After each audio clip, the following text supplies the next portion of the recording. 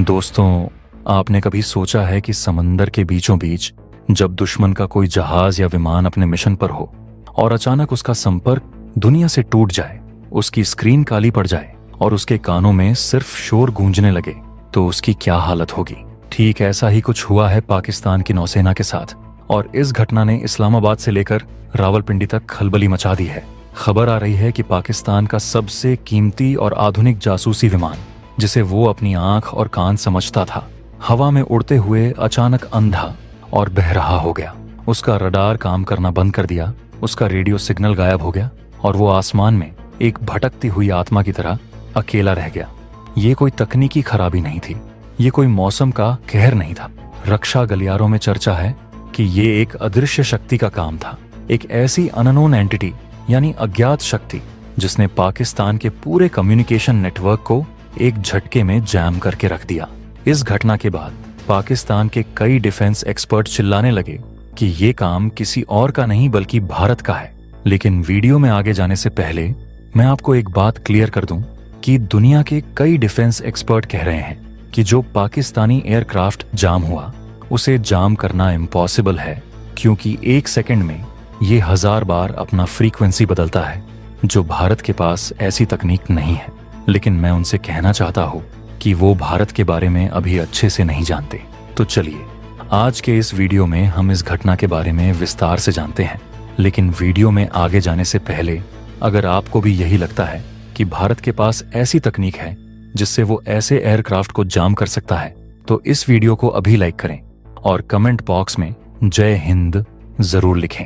आपका एक जय हिंद हमारे वैज्ञानिकों और जवानों का हौसला आसमान तक पहुंचा। दोस्तों, सबसे पहले उस रिपोर्ट की गंभीरता को गहराई से समझते हैं जो इस वक्त सोशल मीडिया और डिफेंस सर्कल्स में आग की तरह फैल रही है।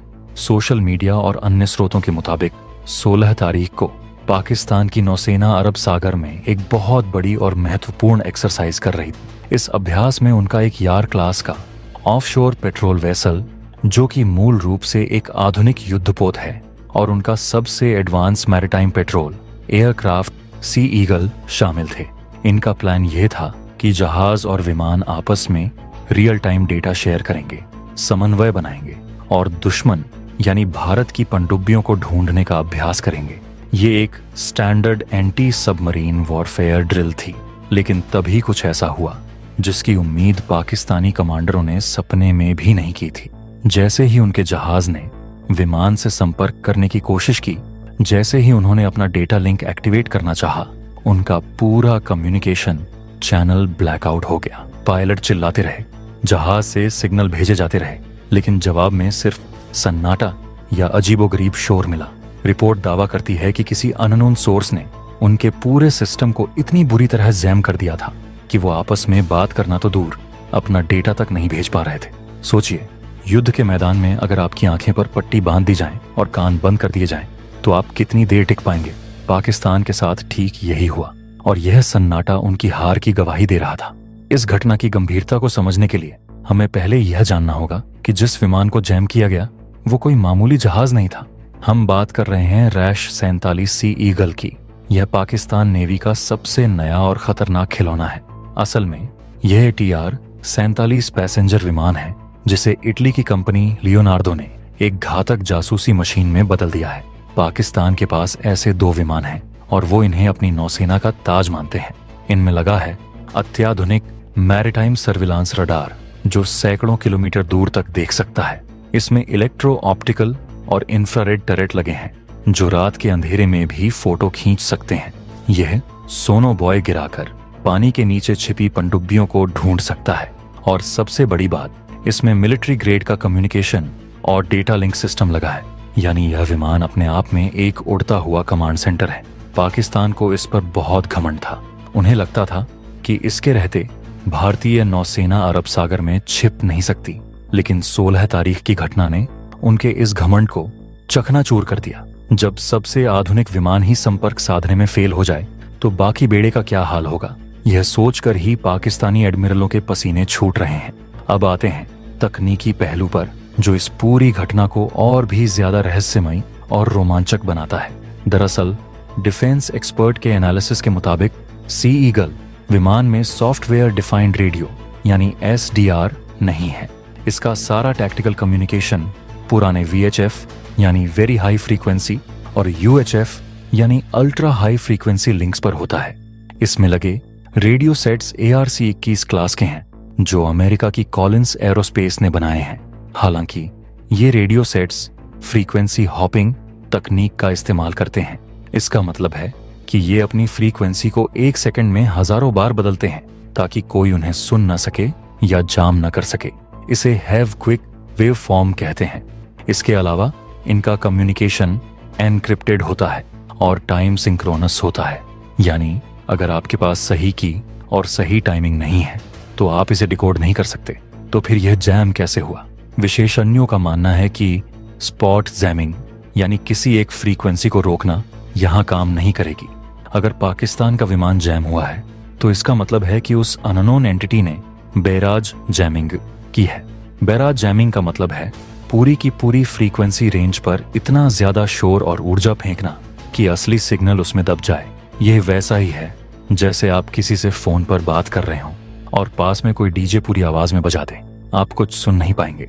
अब सबसे बड़ा सवाल यह उठता है कि यह अननोन एंटिटी कौन हो सकती है, और यहीं पर भारत की ताकत का असली अंदाजा लगता है। VHF की बैंडविड्थ 217 मेगाहर्ट्ज होती है और UHF की 2.7 गीगाहर्ट्ज। इतनी चौड़ी रेंज को एक साथ जैम करने के लिए बहुत ज्यादा ताकतवर इलेक्ट्रॉनिक वॉरफेयर सिस्टम चाहिए। हमारा विश्लेषण कहता है कि यह काम कोई एक छोटा जैमर या कोई छोटा ड्रोन नहीं कर सकता। इसके लिए आपको हाई गेन एंटीना और वाइड बैंड एंटीना का एक जाल चाहिए। आपको भारी मात्रा में बिजली चाहिए जो सिर्फ बड़े जनरेटर ही पैदा कर सकते हैं, और यह क्षमता इस क्षेत्र में सिर्फ एक देश के पास है जो हमने कोलकाता क्लास और विशाखापट्टनम क्लास डिस्ट्रॉयर्स को समंदर में तैनात रखता है। जी हाँ, हम बात कर रहे हैं भारतीय नौसेना की। भारत के पास इजराइल और खुद DRDO द्वारा बनाए गए दुनिया के बेहतरीन EW सिस्टम्स हैं। हमारे पास शक्ति EW सिस्टम है। हमारे पास एलोरा और अजंता जैसे सिस्टम्स हैं। हो सकता है कि भारतीय नौसेना के 3 से 4 बड़े जहाज उस वक्त आसपास मौजूद हों और उन्होंने मिलकर एक इलेक्ट्रॉनिक दीवार खड़ी कर दी हो, या फिर यह काम हमारे किसी जमीन पर स्थित शक्तिशाली जैमर ने किया हो, या फिर हमारे किसी EW विमान ने ऊपर से सिग्नल ब्लॉक कर दिया हो। ये क्षमता दिखाती है कि भारत अब सिर्फ मिसाइलें ही नहीं बल्कि अदृश्य तरंगों से भी दुश्मन को हरा सकता है। दोस्तों, आपको बता दूं कि युद्ध में हथियार चलाने से ज्यादा जरूरी होता है दुश्मन के हथियार को बेकार कर देना। अगर यह रिपोर्ट सच है तो इसका रणनीतिक महत्व बहुत बड़ा है। इसका मतलब है कि भारत ने पाकिस्तान को बिना बताए, बिना लड़े यह दिखा दिया है कि तुम्हारी आंखें और कान हमारे कंट्रोल में है। सोचिए, अगर यह असली युद्ध होता तो क्या मंजर होता। मान लीजिए पाकिस्तान का सी ईगल भारतीय पनडुब्बी को ढूंढने निकला है। उसने सोनार बॉय पानी में गिराया और उसे सिग्नल मिला कि नीचे कोई है। अब उसे यह जानकारी तुरंत अपने युद्धपोत को 100 किलोमीटर दूर ले जाने का आदेश देनी है ताकि वो टारपीडो फायर कर सके। लेकिन ठीक उसी वक्त भारत ने जैमिंग शुरू कर। विमान पायलट अपने रेडियो पर चिल्ला रहा है, डेटा भेजने की कोशिश कर रहा है, लेकिन जहाज तक कुछ पहुंच ही नहीं रहा। जहाज को पता ही नहीं कि शिकार कहां है, और इसी कंफ्यूजन के बीच भारतीय पनडुब्बी जो अब तक शिकार थी वो शिकारी बन जाएगी और पाकिस्तान के जहाज को डुबो देगी। इसे कहते हैं किल चेन को तोड़ना। इस घटना में भारत ने पाकिस्तान की पूरी किल चेन को ही ध्वस्त कर दिया। इसे सॉफ्ट किल कहते हैं। हमने उसे गिराया नहीं, लेकिन उसे किसी काम का नहीं छोड़ा। ये घटना पाकिस्तान के लिए एक बहुत बड़ी चेतावनी है कि वो अपने सी ईगल और यार क्लास जहाजों पर ज्यादा भरोसा न करे। भारतीय इलेक्ट्रॉनिक वॉरफेयर की क्षमता अब उस स्तर पर पहुंच चुकी है जहां हम दुश्मन के बटन दबाने से पहले ही उसका सिस्टम बंद कर सकते हैं। हालांकि जैसा कि रिपोर्ट में कहा गया है, हमारे पास कोई ठोस सबूत नहीं है और न ही पाकिस्तान कभी कबूलेगा कि उसका सिस्टम फेल हुआ। लेकिन धुआं वहीं उठता है जहां आग लगी होती है। सोशल मीडिया पर पाकिस्तानी डिफेंस हैंडल्स की चुप्पी और वहां के विशेषज्ञों की घबराहट बता रही है कि कुछ तो बड़ा हुआ है। आमतौर पर छोटी छोटी बातों पर शोर मचाने वाला पाकिस्तान इस मुद्दे पर एकदम खामोश है। ये खामोशी ही उनकी हार की स्वीकृति है। तो दोस्तों, 16 तारीख को अरब सागर के ऊपर क्या हुआ, ये शायद एक रहस्य ही रहे, लेकिन इतना तय है कि पाकिस्तान की नौसेना को एक ऐसा झटका लगा है जिसे वो जल्दी भूल नहीं पाएगी। उनका सबसे भरोसेमंद जासूस विमान हवा में लाचार हो गया और वो कुछ नहीं कर पाए। यह अननोन एंटिटी जो भी थी उसने अपना काम बखूबी किया। अगर यह भारत का काम था तो यह हमारे वैज्ञानिकों और नौसैनिकों के लिए एक बहुत बड़ी उपलब्धि है। हमने साबित कर दिया है कि हम दुश्मन को उसकी ही भाषा में और उससे बेहतर जवाब दे सकते हैं। अब आप लोग मुझे बताइए, क्या आपको लगता है कि भारत को अपनी इलेक्ट्रॉनिक वॉरफेयर क्षमताओं को और खुलकर दुनिया के सामने लाना चाहिए, या हमें ऐसे ही गुप्त रहकर दुश्मन को डराते रहना चाहिए? अपनी राय नीचे कमेंट बॉक्स में जरूर लिखें। और हाँ, अगर इस वीडियो ने आपको भारतीय तकनीक की ताकत का एहसास कराया हो, अगर आपको लगता है कि हमारा देश अब हर मोर्चे पर अजेय बन रहा है, तो इस वीडियो को लाइक करना बिल्कुल ना भूलें। इसे अपने दोस्तों, परिवार और हर उस ग्रुप में शेयर करें जहां देश की सुरक्षा की बात होती है। चैनल को सब्सक्राइब करें और बेल आइकन दबाएं ताकि डिफेंस की दुनिया की ऐसी ही धांसू और एक्सक्लूसिव खबरें आप तक सबसे पहले पहुंचें। मिलते हैं अगले वीडियो में एक और बड़े खुलासे के साथ। तब तक के लिए जय हिंद, जय भारत।